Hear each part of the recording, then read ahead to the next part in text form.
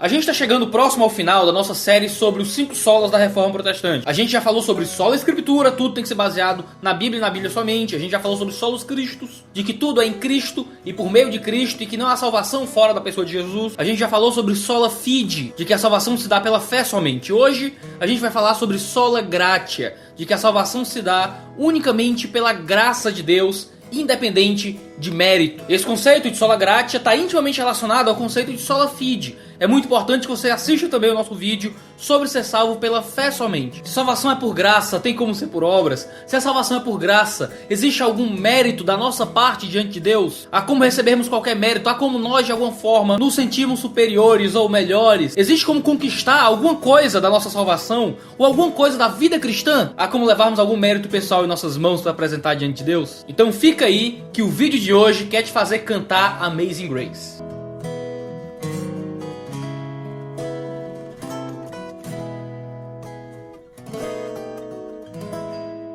Eu não sei se você sabe, mas esse canal só existe por causa da generosidade dos patrões do Dois Dedos de Teologia. São pessoas que vão no link aqui da descrição e se cadastram para nos ajudar a popularizar bom conteúdo de teologia na internet. Com 5, com 10, com 20, com 100 reais por mês, por que não? Você pode nos ajudar a custear toda a produção do Dois Dedos de Teologia. Todo o nosso conteúdo é gratuito, mas ele só existe graças à generosidade de algumas pessoas que têm contribuído financeiramente para o nosso canal. Então, se for do seu interesse, por favor, vá no link aqui na descrição, em doisdedosdeteologia.com.br/patrão, e se inscreva. Você pode receber alguns brindes e fazer parte do nosso grupo no Telegram, em que nós alimentamos uma boa e santa amizade em torno da popularização de boa teologia na internet. Já somos mais de 100 pessoas e todo esse conteúdo só existe graças a essa generosidade. Então entra no link aqui embaixo e seja patrão. Antes de qualquer coisa, a pergunta que a gente tem que responder é: o que é graça? O que significa a palavra graça? A gente costuma ouvir que graça significa favor imerecido, e fundamentalmente graça traz a ideia de presente, de dom, de algo bom que lhe é dado sem você merecer. Graça é aquilo de bom que você recebe sem fazer por onde. É o oposto de fazer por merecer, é o oposto de mérito. Enquanto misericórdia se refere àquilo de ruim que você merece, mas não recebe, quando nós merecíamos o inferno e Deus não nos leva para o inferno, Ele está agindo com misericórdia. Graça é o bem que não merecemos, mas recebemos. Nós não merecemos o céu e Deus nos dá o céu por graça. Deus nos livra do inferno por misericórdia, Deus nos dá o céu por graça. Graça é o bem que não merecemos, que não fazemos por onde, e ainda assim Deus nos dá. Em termos bíblicos, graça pode ser definido como dom gratuito. A gente encontra isso aparecendo, por exemplo, no livro de Romanos. São 2 textos muito fortes para falar sobre o sola gratia e que descrevem e de alguma forma definem o que graça significa. Romanos 5,15 diz: mas não é assim o dom gratuito como a ofensa. Ele fala de um dom gratuito, mas depois ele vai definir o que é esse dom gratuito. Porque se pela ofensa de um morreram muitos, muito mais a graça de Deus, o dom pela graça, que é de um só homem, Jesus Cristo, abundou sobre muitos. O dom gratuito de Deus, o dom pela graça, a graça de Deus são a mesma coisa. Graça é o dom gratuito, é o presente, é aquilo que é concedido sem absolutamente nenhum pagamento de nossa parte com relação a isso. Essa graça é justamente a pessoa de Jesus Cristo, que veio morrer por nós e nos limpar do nosso pecado. Nós somos salvos por graça, significa que somos salvos sem merecer, sem mérito, sem pagar por isso, recebemos gratuitamente, por meio da pessoa de Jesus Cristo. Romanos 3,24 chega a ser até redundante, quando diz: sendo justificados gratuitamente pela graça, pela redenção que há em Cristo Jesus. Ele vai dizer que é pela graça e é gratuito, é gratuitamente pela graça. Ele está sendo redundante, é quase um erro aqui de português, mas ele faz isso para dar ênfase, para deixar claro que a salvação ela é gratuitamente pela graça. Não existe nada que a gente paga para ter a salvação, não existe nenhum mérito pessoal, a gente não faz por onde, é entregue, é de graça, a gente não paga. Você não precisa mostrar serviço para ser aceito por Deus. Eu escuto muita gente dizendo isso: não, quando eu largar o cigarro, eu vou para Deus. Não, quando eu fizer isso, quando eu vencer aquilo, quando eu deixar tal coisa, aí eu vou para a igreja, aí eu procuro Deus, aí então eu quero saber das coisas da fé. E essa é uma postura que não entende que não há mérito. Nós nunca vamos ser pessoas boas o bastante para sermos aceitos por Deus. E porque nunca seremos bons o bastante, tudo se dá unicamente através da graça de Jesus Cristo nos alcançando. A ideia de obedeça e você será aceito não faz sentido, numa perspectiva cristã, considerando que nós recebemos as coisas sem absolutamente mérito nenhum diante de Deus. O amor dele por nós, como seus filhos, é fixo, provém unicamente dele e nos é dado. Quando a gente erra, quando a gente falha, quando a gente peca, nós ofendemos o Deus vivo, mas nós não deixamos de receber aquilo que o Deus vivo nos deu de forma gratuita, sem nenhum mérito da nossa parte. Quando os nossos méritos faltam, isso só nos lembra que mérito nunca tivemos e que buscamos santificação não para aumentar nosso mérito, nosso score, nossos pontos com Deus. Tudo nos foi dado gratuitamente. A graça é um absurdo. O homem sem Deus não entende a graça. Pessoas de correntes do cristianismo que creem em salvação pelas obras ou por mérito pessoal absolutamente não entendem o que é a graça. A graça é esse absurdo que provém de Deus, em que Ele te dá a salvação sem esperar absolutamente nada em troca. Ele transforma você, Ele muda você, você devolve a Deus uma vida de oração, uma vida de santificação, uma vida de arrependimento, uma vida vivida em Jesus, mas isso não é para pagar a salvação. Isso é o efeito, isso é a obra da salvação na tua vida, porque a salvação mesmo você recebeu sem nada em troca. E é por isso que isso está intimamente relacionado com o Sola Fide, a salvação pela fé somente. Como a gente já gravou sobre isso aqui no canal, indico veementemente que você vá ver esse vídeo também. Nós temos uma fé que direciona para a graça e uma graça que direciona para a fé. Muitos textos que falam sobre Sola Fide, salvação pela fé somente, também são textos que falam sobre Sola Gratia, salvação pela graça somente. Tanto que a própria salvação é descrita como um processo de ver a graça. Em Atos 11, 21 a 23, tem uma longa descrição sobre a salvação do povo. E diz assim: e a mão do Senhor era com eles, e grande número creu e se converteu ao Senhor. O texto continua dizendo que então enviaram Barnabé a Antioquia para conferir aquilo. E o texto continua dizendo: o qual, quando chegou e viu a graça de Deus, se alegrou. O grande número que se converteu ao Senhor foi visto como graça de Deus. Foi a graça que fez com que as pessoas se convertessem. Foi unicamente a atuação da graça, de entregar aquilo que as pessoas não merecem, que mérito nenhum elas possuem, que fez com que tão grande número de pessoas encontrasse salvação em Cristo Jesus. Por isso que em Atos 15:11 tem a pregação dizendo: mas cremos que seremos salvos pela graça do Senhor Jesus Cristo, como eles também. Cremos que seremos salvos pela graça. Você pode dizer que crê que será salvo pela graça e pela graça somente? Ou você ainda acredita que algum mérito pessoal seu pode de alguma forma afetar o desenvolvimento da sua salvação e o seu encontro com Deus? De que você precisa fazer por merecer a vida eterna, que você tem que fazer por merecer seu relacionamento com Deus, e que no último dia você vai poder bater no peito e dizer: eu consegui, eu conquistei, eu mereci. Você nunca merece nada, você nunca vai merecer nada, você nunca vai poder pagar por isso, porque Cristo pagou por isso. Só Ele era valioso bastante para pagar por isso. Você não tem mérito nenhum para conseguir. Você tem que dizer: creio que serei salvo pela graça, e pela graça somente. Tanto que em Romanos 5:2 diz: pelo qual também temos entrada pela fé a esta graça, na qual estamos firmes e nos gloriamos na esperança da glória de Deus. É a fé que te faz participante da graça da salvação. E há essa firmeza nessa fé e nessa graça. Nós permanecemos na fé, permanecendo na graça. E aqui em Romanos, graça e salvação são tratados como sinônimos quase. Ser salvo e encontrar a graça, permanecer na salvação e permanecer na graça, permanecer salvo e permanecer na graça de Deus são coisas que são sinônimos na teologia paulina e em todo o resto da escritura. E como nas citações de Romanos que a gente colocou no começo do vídeo para definir graça, a graça é o oposto de obras. A graça é aquilo que é nos dado gratuitamente. Romanos 11:6 vai desenvolver isso dizendo: se é pela graça, já não é pelas obras. Do contrário, a graça já não é graça. Lê esse texto com cuidado. Isso é Paulo falando, isso é Deus falando através da pena do seu apóstolo. Se é pela graça, não é pelas obras. Se a salvação é pela graça, não existe participação de obras da nossa salvação. Se é pela graça, não é pelas obras. Não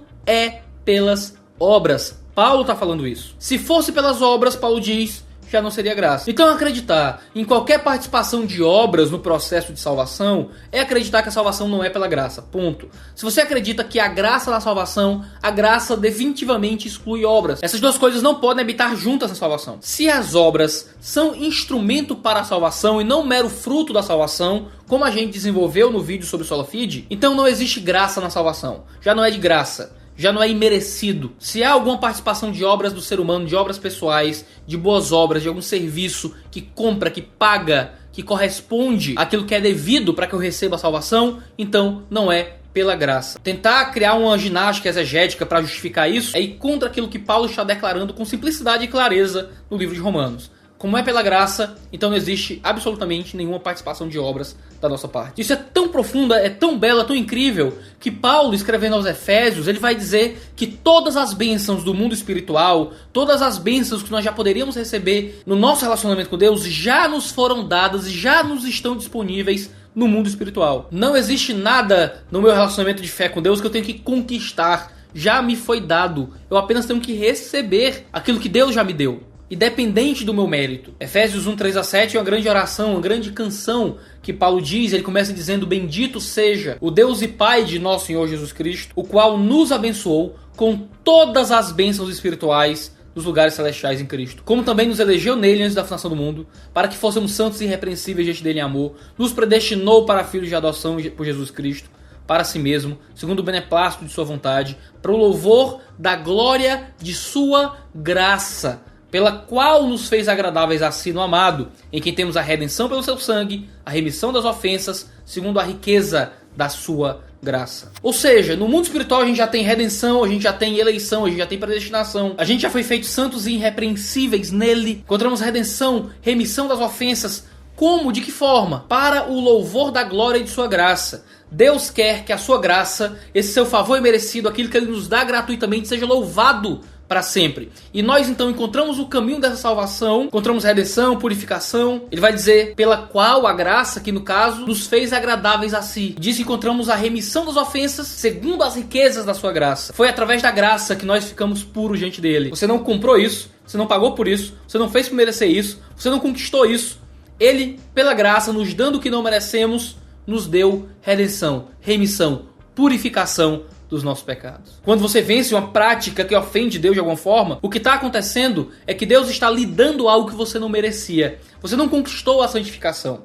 A santificação é um processo de graça, de receber também aquilo que Deus já lhe deu através do Calvário. Tanto que no capítulo seguinte de Efésios, Paulo desenvolve ainda mais o tema da salvação pela graça. Dos versos 4 ao 9 do capítulo 2 de Efésios, ele vai dizer: Deus, que é rico em misericórdia, pelo grande amor com que nos amou, deu-nos vida juntamente com Cristo, quando ainda estávamos mortos em transgressões. Pela graça, vocês são salvos. Ele deu vida enquanto vocês estavam mortos. A graça foi o que salvou. Deus nos ressuscitou com Cristo e com ele nos fez assentar nos lugares celestiais em Cristo Jesus, para mostrar nas eras que hão de vir a incomparável riqueza de sua graça. Ele lhe trouxe para viver com Cristo Jesus, para mostrar para sempre, eternamente, como ele é gracioso. A sua salvação será por toda a eternidade um argumento para a grandeza da graça. Deus está lhe salvando para mostrar para o mundo, pela eternidade, como ele é gracioso, como ele é bondoso e como ele entrega aquilo que a gente não merece. Demonstrada em sua bondade para conosco, em Cristo Jesus. Pois vocês são salvos pela graça, por meio da fé. E isso não vem de vocês, é dom de Deus, não por obras, para que ninguém se glorie. Fé e graça estão íntimas, e fé e graça estão em oposição a obras e a glória. Enquanto a justificação pela fé vem em oposição à justificação pelas obras, a justificação pela graça vem em contraste à justificação pelo mérito, pela glória. Por 3 vezes ele coloca ali em Efésios 2 que pela graça vocês são salvos, que isso não vem da gente, que isso não é nosso, que a gente não conquistou, que Deus nos deu. Não satisfeito, no começo de Efésios 3, que ele desenvolve do verso 1 a 7, Paulo vai falar até mesmo da entrada dos gentios na aliança como uma atuação da graça de Deus. Os gentios, os não-judeus, sendo também incluídos na aliança que Deus tem feito com o seu povo. Por esta causa, eu, Paulo, sou o prisioneiro de Jesus Cristo por vós, os gentios, se é que tendes ouvido a dispensação da graça de Deus, que para convosco me foi dada. A saber, que os gentios são co-herdeiros e de um mesmo corpo, e participantes da promessa de Cristo pelo Evangelho, do qual fui feito ministro pelo dom da graça de Deus, que me foi dado segundo a operação do seu poder. Paulo vai dizer que houve uma dispensação da graça que foi dada a ele, que é justamente a pregação e a proclamação dessa mensagem da salvação dos gentios. De que Deus não tem simplesmente um povo, Deus não é um Deus tribal, Deus não está simplesmente restrito aos judeus, mas Deus agora está interessado na salvação de gente de todo o povo, tribo, língua e nação. É uma dispensação da graça que é dada a Paulo transmitir essa mensagem de graça aos gentios. Até mesmo esse ministério de pregação da salvação aos gentios veio a Paulo unicamente pela atuação da graça de Deus. Paulo não conquistou isso. Por isso ele diz em Gálatas 2:21, não aniquilo a graça de Deus, porque se a justiça provém da lei, segue-se que Cristo morreu debalde. Cristo morreu em vão. Se há alguma justiça própria que provém da atuação da lei, da nossa obediência às regras morais, aos princípios que nos são dados pela Escritura, seja do Antigo Testamento, seja da lei da liberdade, da lei de Cristo, isso aniquila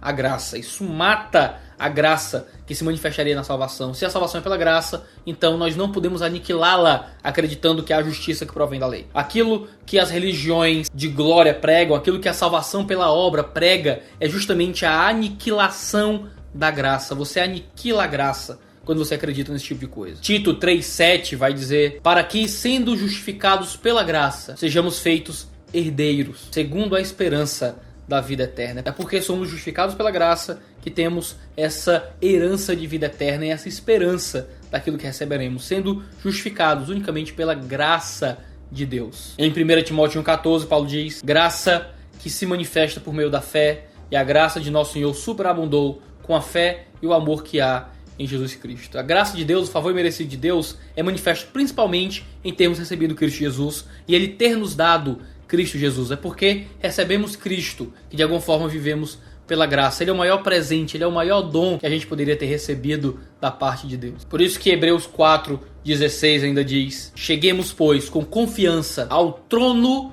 da graça, para que possamos alcançar misericórdia e achar graça, a fim de sermos ajudados em tempo oportuno. Deus tem um trono de graça, e é a esse trono de graça que a gente se aproxima em oração, quando a gente se aproxima em fé de Deus. Quando você olha para Deus, você imagina o quê? Um Deus que está lhe cobrando alguma coisa, um Deus que está lhe pedindo algo, um Deus que está querendo que você entregue sacrifícios a Ele, coisas assim. Deus está sentado em um trono de graça, e Ele é um Deus que dá, que oferece de graça, gratuitamente, a salvação, oferece gratuitamente a vida eterna, gratuitamente o relacionamento com esse Cristo Jesus. Você só precisa se aproximar desse trono de graça. A gente não pode se gabar de nada, porque tudo a gente recebeu desse trono de favor e merecido. A salvação é inteira e completamente trabalho da graça. Tudo nos é dado sem absolutamente nenhum mérito pessoal. Mas não só a salvação.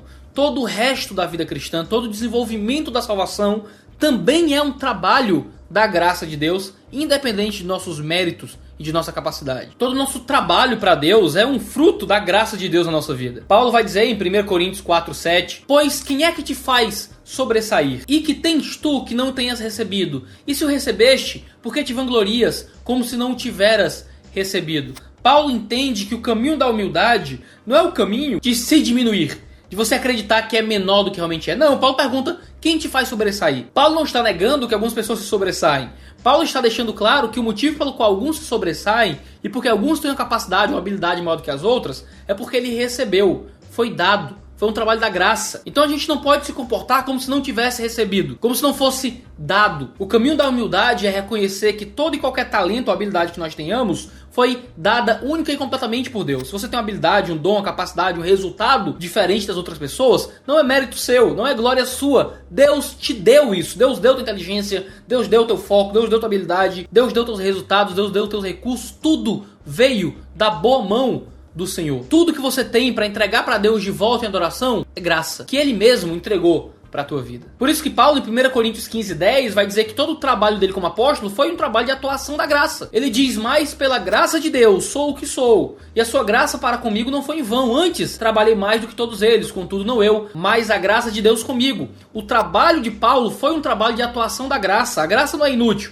A graça não vem e dá de graça e te deixa parado sem fazer nada. A graça te move para o trabalho. E a atuação do trabalho de Paulo como apóstolo foi uma atuação de uma graça que trabalhou com ele. Paulo trabalhou, mas não eu, ele diz, mas a graça de Deus comigo. Foi a graça de Deus, foi o favor imerecido de Deus que levou Paulo ao esforço de trabalho. Paulo não está tentando comprar a salvação através das suas obras. Paulo está respondendo à salvação que ele recebeu de graça através de seu esforço. E a própria graça trabalha com Paulo nesse esforço evangelístico. Paulo interpreta que até a própria generosidade financeira com a obra missionária, com o reino de Deus, é um trabalho de atuação da graça. Em 2 Coríntios 8, 1-3, ele diz: também, irmãos, vos fazemos conhecer a graça de Deus dada às igrejas da Macedônia, como em muita prova de tribulação houve abundância do seu gozo, e como a sua profunda pobreza abundou em riquezas da sua generosidade.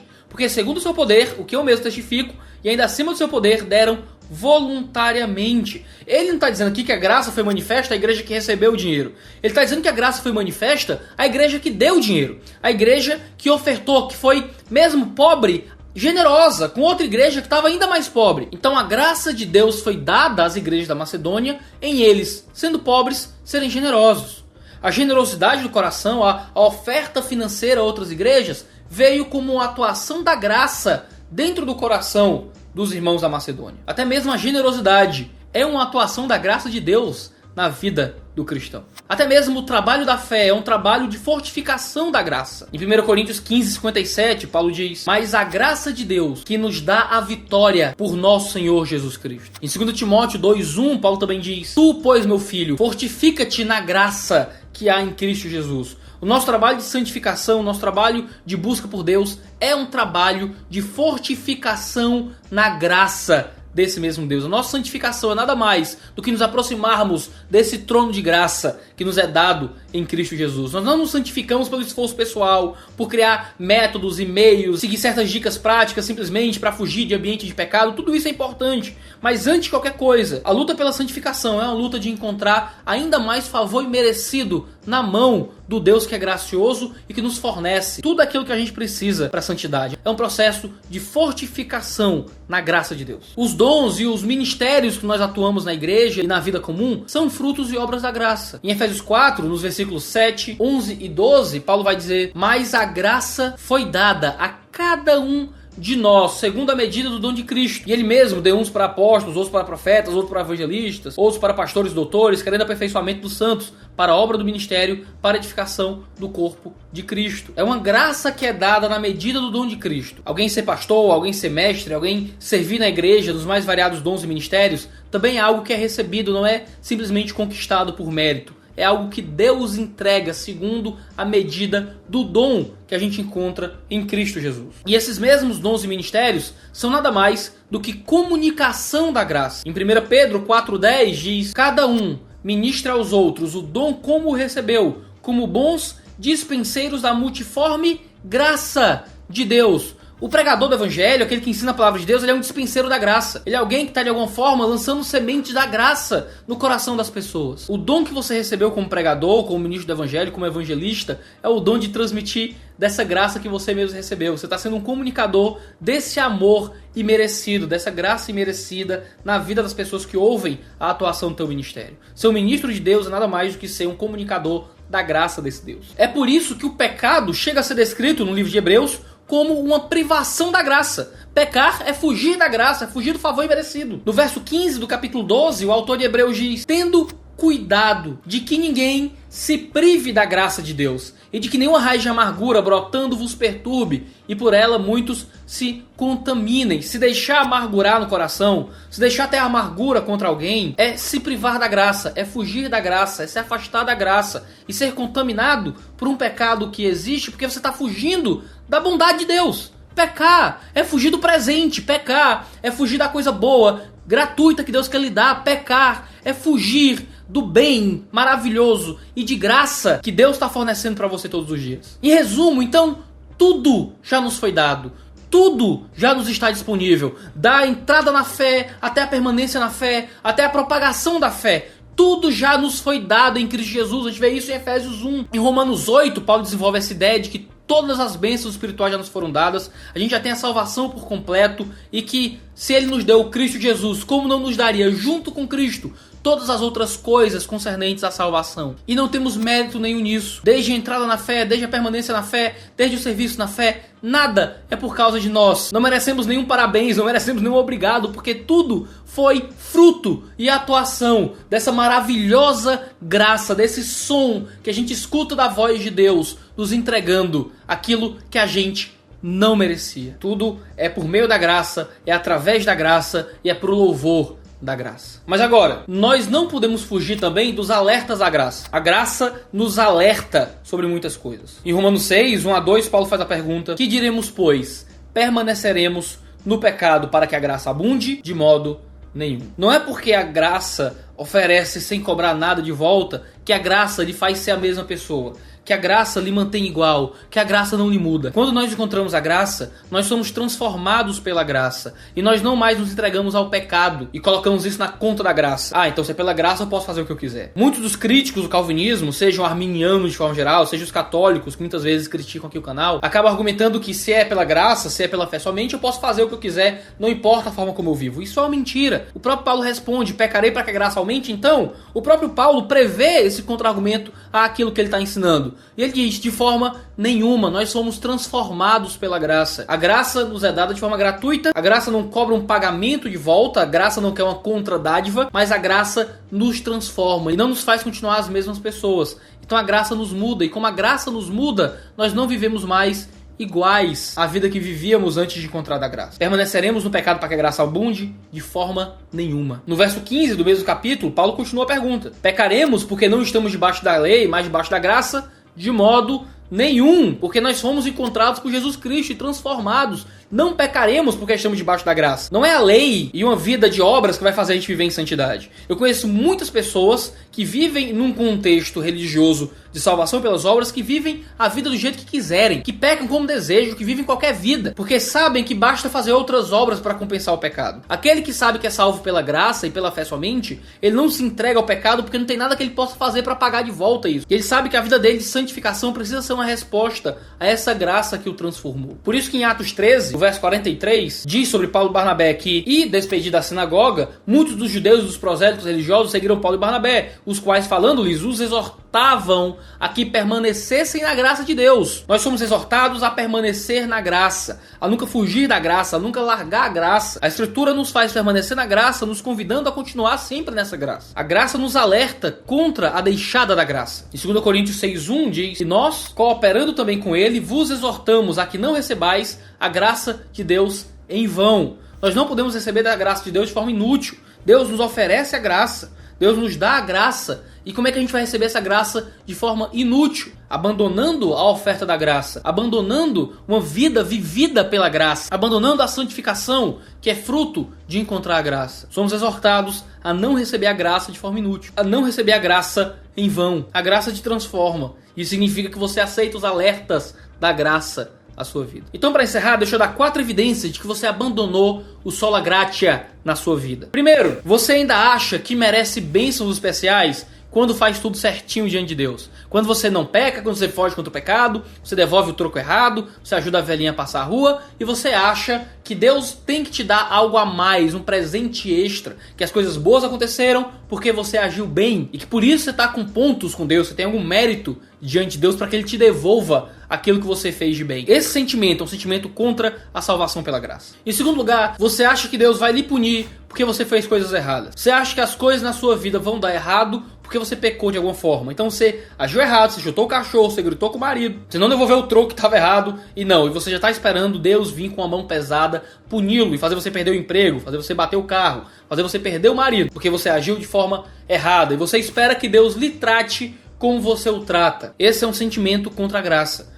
Claro que Deus pode nos punir. Claro que Deus pode vir com a vara que de alguma forma vem para instrução e para correção dos filhos que Deus ama. Mas nós não podemos achar que é uma relação diretamente proporcional entre o nosso tratamento com Deus e o tratamento que Deus tem conosco. Mas nós, como filhos, sempre estamos dispostos e abertos à punição, porque nós erramos em muitas coisas, pecamos em muitas coisas, e não podemos achar que porque erramos em uma coisinha aqui e ali, e cometemos um pecado aqui e acolá, e esse pecado específico será motivo para que Deus nos puna e nos faça pagar nessa vida. Isso também é um sentimento de orgulho, porque se você fizer as coisas certas, então você vai achar que Deus vai lhe recompensar por isso. E quando as coisas começam a ir mal, com você fazendo tudo certo, você começa a achar que Deus não está lhe dando aquilo que você merece, quando você não merece nada. Tudo é dado de graça. Em terceiro lugar, você se sente espiritualmente superior às outras pessoas quando você anda bem, e você se sente espiritualmente inferior às outras pessoas quando você anda mal. O seu relacionamento com as pessoas depende de suas obras. E se você não está vivendo uma vida muito boa, está faltando os cultos de oração, você comete certos erros na sua vida de santidade, então as outras pessoas são melhores do que você. Mas quando está tudo bem, você ora mais, você oferta mais, você faz tudo bonitinho, sua saia é maior que a saia dos outros,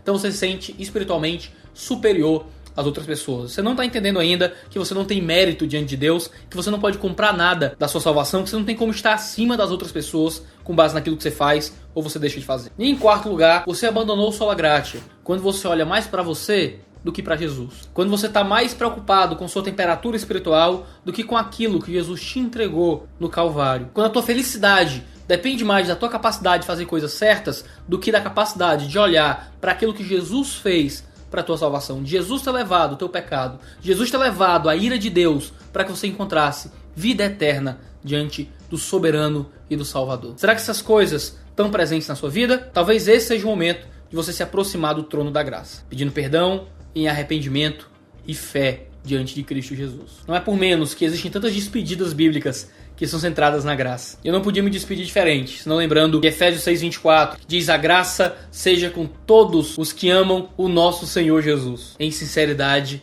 amém. É o próprio Deus de toda graça, de 1 Pedro 5:10, que nos diz em João 1:16, que todos nós temos recebido sua plenitude e graça sobre graça. Então, diz Apocalipse 22:21, a graça do Senhor Jesus seja com todos. Amém. Se você gostou desse vídeo, você sabe o que fazer, você comenta aqui embaixo, diz o que é que você acha disso tudo. Vamos manter esse debate sempre aquecido. Se inscreve aqui no canal do Dois Dedos de Teologia para você receber os nossos vídeos sempre que eles saírem. Assina as notificações para você não perder nada. E não deixe de entrar no nosso site, doisdedosteologia.com.br/patrão, no link que está aqui embaixo, para você poder contribuir financeiramente com esse canal, para a gente suprir os custos de produção e poder manter esse canal funcionando. Você faz parte do nosso grupo no Telegram, em que a gente tem esse relacionamento, essa amizade muito bacana com todos aqueles que mantêm esse canal funcionando. O Dois Dedos de Teologia, ele é de graça, você nunca vai pagar para ter acesso ao nosso conteúdo, mas ele é fruto da graça, que toca o coração de algumas pessoas para serem generosas e contribuir com o nosso canal. Então muito obrigado por nos acompanhar até aqui, valeu negada e tchau, tchau.